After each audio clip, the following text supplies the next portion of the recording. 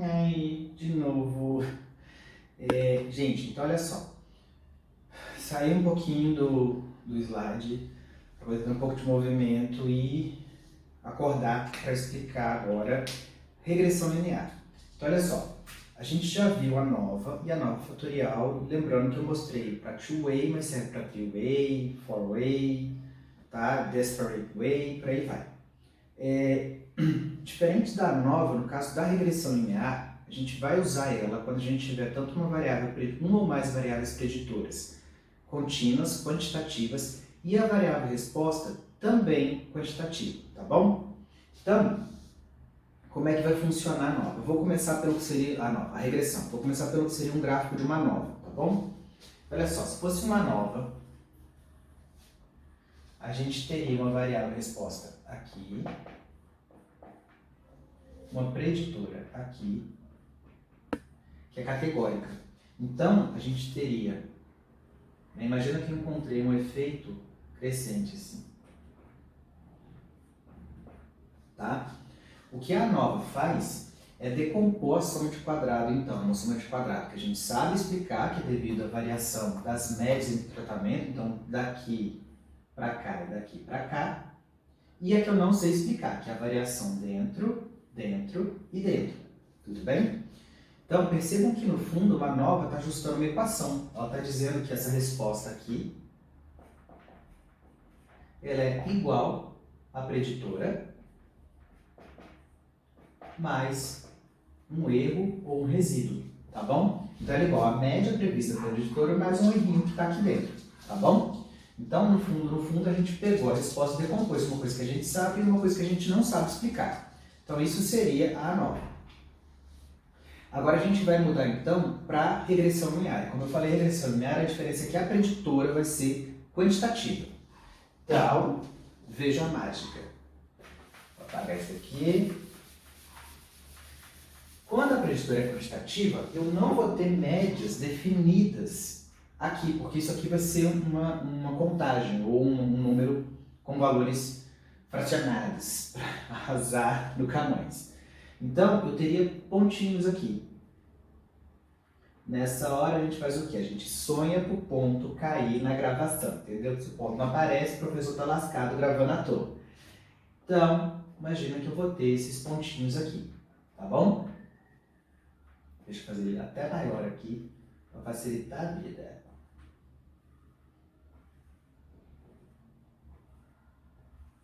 Tá bom? Então, de novo, como a regressão linear, eu estou dizendo, afirmando para vocês que ela é um modelo linear, então ela deveria se comportar da mesma forma que a nova, eu preciso criar uma forma, então, de decompor de novo a variação numa variação que eu sei explicar e numa variação que eu não sei explicar. Então, lembra que a nova, eu fiz as médias, eu liguei os pontinhos? Seria basicamente uma lógica muito parecida aqui. O primeiro passo da regressão é passar uma reta que tente explicar a tendência geral dos pontos aqui. Essa reta, para ser construída, ela tem uma regra. Ela tem que minimizar a distância dela para qualquer um dos pontos dessa nuvem de ponto, tá bom? Que é o que a média faz para cada grupo lá na nova. Ele minimiza a distância do ponto a cada um dos pontos ali dentro. Então, é a mesma lógica, como se ela estivesse criando várias micromédias aqui, tá bom? Então, bacana. Então, essa reta, ela tem duas propriedades que são importantes. A primeira propriedade é o seguinte. Eu posso pegar cada valor da minha variável resposta aqui. Cada valor da variável resposta, ao toque. E eu consigo ver qual que é o valor real e qual seria o valor desse mesmo ponto previsto pela reta, o valor que cairia na reta, tá bom? Então, se eu pego, por exemplo, esse valor aqui da preditora, ela prevê esse valor pela reta, mas esse é o valor real que eu encontrei, tá bom? E é o que acontece. A média da variável resposta, considerando só os valores previstos pela reta, é idêntica à média dos valores reais dessa variável resposta. Elas sempre vão coincidir, isso é uma propriedade da reta, tá bom? Primeira propriedade. E a segunda é o seguinte, a reta ela me dá o valor da variável resposta caso essa variável aqui fosse 100% determinada pela preditora. Então imagina que eu tivesse abundância de indivíduos e aqui abundância de recurso. Se o recurso fosse a única variável que determinasse a abundância de indivíduos, todos os valores de abundância deveriam cair exatamente em cima da reta, tá bom? Essa é a segunda propriedade da reta. Então olha que bacana, eu criei uma reta agora que é capaz de explicar como a variável resposta deveria se comportar se a preditora determinasse o que acontece com ela. Então lembra, se fosse uma nova, eu ia pegar a minha soma de quadrado e ia fazer soma de quadrado total e decompor na soma de quadrado devido ao tratamento e a soma de quadrado do resíduo, que é o que sobrou. Então, a soma de quadrado lá na nova, eu usei os valores da variável resposta. Então, eu vou fazer a mesma coisa. Todos esses pontinhos, eles têm valores aqui. Então, como é que eu faço? A primeira soma de quadrado total não tem nenhum mistério. Vai ser cada valor menos a média deles ao quadrado. E o que eu preciso agora é decompor de novo numa soma de quadrado que eu sei explicar, tratamento, e uma soma de quadrado do que sobra, do resíduo, tá bom?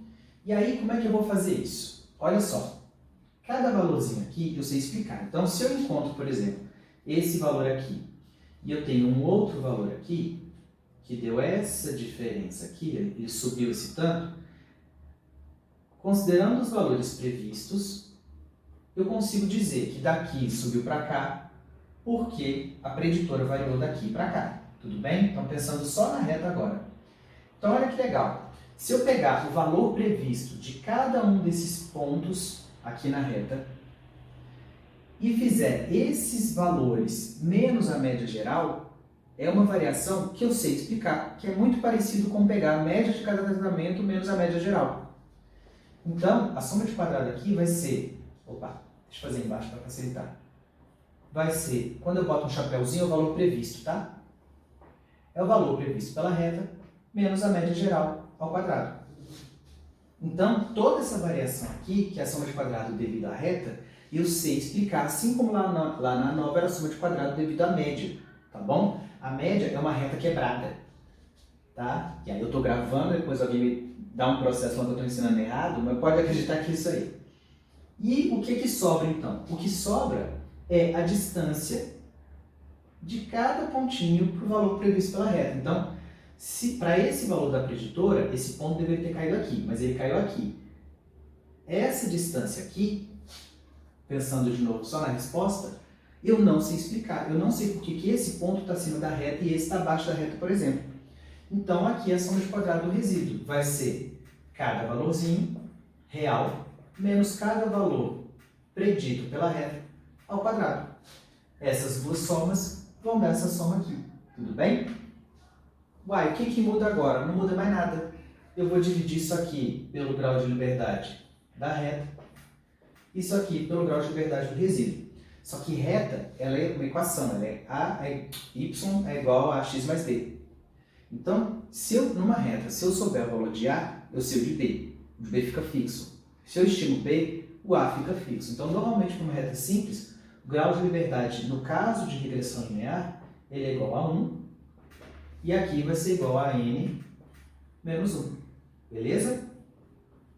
Então, eu vou ter quadrado médio do tratamento, que seria a reta, quadrado médio do resíduo, que é o que sobrou. Divido o quadrado médio do tratamento, que é a reta, pelo quadrado médio do resíduo e chego no valor de f. Chora, Belo Horizonte! Tudo bem? Então percebam que no fundo é a mesma coisa que uma nova. O que mudou é que enquanto na nova eu usava médias para gerar os valores previstos, aqui eu uso uma retinha para gerar o valor previsto. Mas a lógica é a mesma, é tentar minimizar a distância de cada ponto para a reta. Tudo bem? No mais eu decompus, criei um quadrado médio, dividi e gerei um valor de f. Então vocês vão ver que regressão e a nova ambas fornecem um valor de f, porque é tudo modelo linear geral, é tudo o mesmo teste, tá bom? Beleza, como é que seria então agora? Lembra? Dado, estatística do teste. Então agora eu preciso criar um modelo nulo. De novo, não tem mistério. Eu venho aqui, pego esses valores da variável resposta e jogo eles ao acaso aqui. Tudo bem? Como se eu botasse um saquinho e vrá. Então, se eu jogar eles ao acaso, provavelmente eles vão cair com uma coisa assim, ó. Tudo bem? Então, olha só. Antes, eu estava com uma reta assim. A média devia estar mais ou menos aqui. Então, eu tinha a figura aqui, beleza? Então, quando eu fizesse cada valor menos a média, eleva ao quadrado, isso aqui ia dar uma variação muito grande. Então, a soma de quadrado do tratamento ia ficar super inflada, necessariamente do resíduo ia diminuir, o valor de f ia aumentar. Mas se eu jogo assim, o que vai acontecer? A minha reta provavelmente vai ficar assim, ó. Tá bom? Então, a reta ficaria assim, e aí pensa, a média dela está aqui. Cada valor aqui pensando na resposta, é idêntico à média. Então, a soma de quadrado da reta, nesse caso, tende a ficar baixíssima.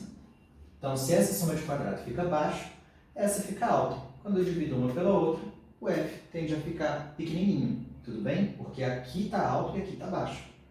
Então, quando a gente joga os valores ao acaso, ou joga os pontos ao acaso aqui, os valores de f tendem a ficar baixos. Claro, se eu repito isso várias vezes, e algumas vezes ao acaso, eles vão cair com uma tendência para cima ou para baixo.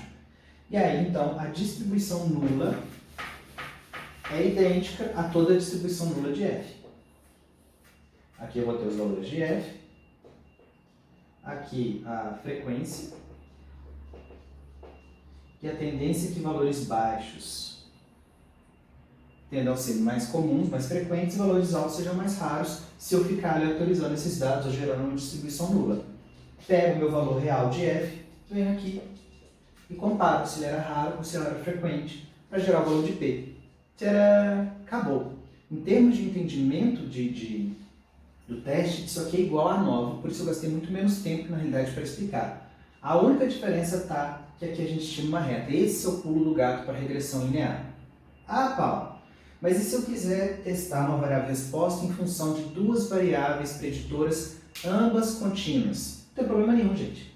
Imagina, se fosse duas preditoras, eu ia botar um terceiro eixo aqui, então esse negócio ia passar a ser um plano, tá bom? Mas, de novo, eu tenho resíduo, que é cada ponto até o plano, tudo está igual. Eu tenho o quanto está variando nesse eixo e o quanto está variando nesse eixo. Ou seja, eu decomponho a soma de quadrado, assim como eu decompus na nova fatorial. Não muda nada. Só que vai ter um pressuposto a mais que eu vou mostrar na hora de fazer um teste de uma regressão múltipla, né, que teria mais de uma variável preditora.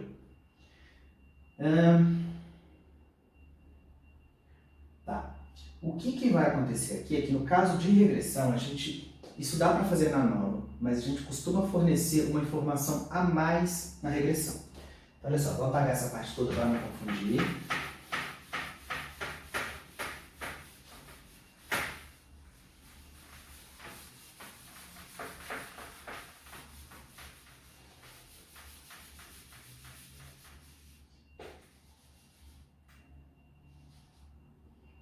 Eu vou fazer duas figuras aqui, dois cenários diferentes.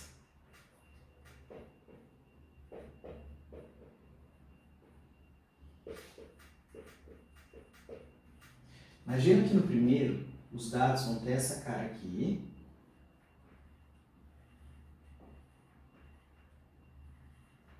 E no segundo,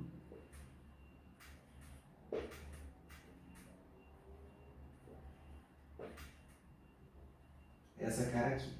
Então, se eu traçar uma reta, ela vai vir aqui e ela sempre tende a ficar no meio, tá bom? Ela vai vir aqui, ou seja, em ambos os casos, a reta está inclinada. Provavelmente, a regressão linear daria significativo. Tem muita variação associada à reta, beleza? Só que percebam que aqui os pontos estão mais juntinhos na reta, que eles estão mais espalhados. Isso normalmente indica o seguinte, a reta aqui, ela representa bem a variação dos pontos, porque eles são todos próximos dela, não tem muita coisa que não é explicada. Nesse caso, como os pontos estão muito distantes, mesmo tendo um padrão aqui, a reta tende a não ser um representativo tão confiável da distribuição desses pontos. Então, para tentar mostrar um pouco dessa variação, a gente normalmente apresenta no resultado do teste uma métrica a mais, que se chama R² ou coeficiente de determinação.